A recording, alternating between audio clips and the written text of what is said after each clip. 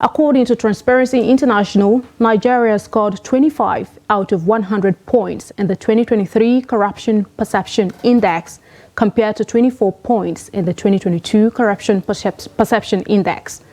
While Nigeria ranks 145 out of 180 countries compared to 150 on the 2022 CPI results.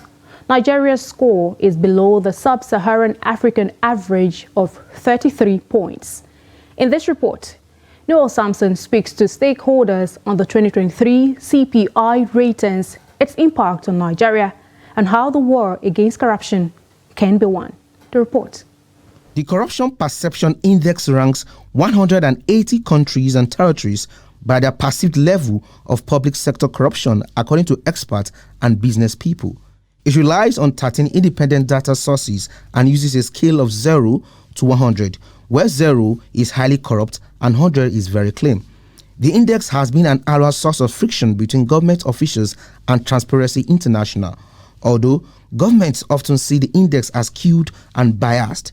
It, however, places a burden on such governments to addressing the menace, even as many question the transparency of the index. There was a validation from different independent organizations to see the method that being used, and all of them, they have come to conclusion that this is a good methodology to measure public sector corruption. The sources, that carry out this corruption perception index are credible sources across the world. There are even organizations that Nigeria engages with. We talk about the World Bank, we talk about the World Justice Forum. So these are sources that are credible globally. We talked about the audits that have been done on these sources and confirmed that they are credible sources. Nigeria has battled with the menace of corruption despite the existence of anti-corruption bodies charged with the responsibility of fighting the menace.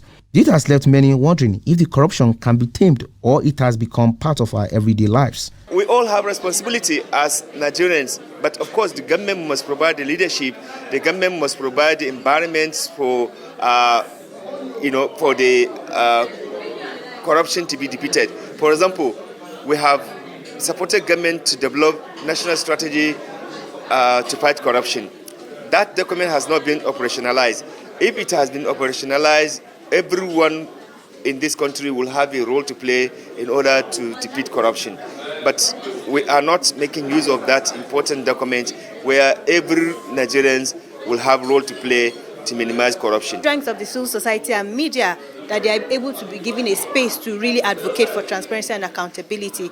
And so there are efforts that are being made both by state and non-state stakeholders in tackling corruption in Nigeria. It is not a hopeless situation. It is something that will continue to work on. We have to have strong institutions that will enforce all our laws, our Money Laundering Prohibition Act, you have the ICPC, the CCB. Of course, you have the Conduct Bureau, which if they are working effectively, most of the corruption cases you will not even hear, because they ensure that all asset people declare their assets, before they enter office, and when they leave office and they do their investigation properly, you find that a lot of this corruption will be prevented. Corruption increases inequality, decreases popular accountability and political responsiveness, and thus produces rising frustration and hardship among citizens, who are then more likely to accept or even demand hard-handed or illiberal tactics. This is why many believe the menace must be tackled head-on. Noel Sampson, Trust TV News, Abuja.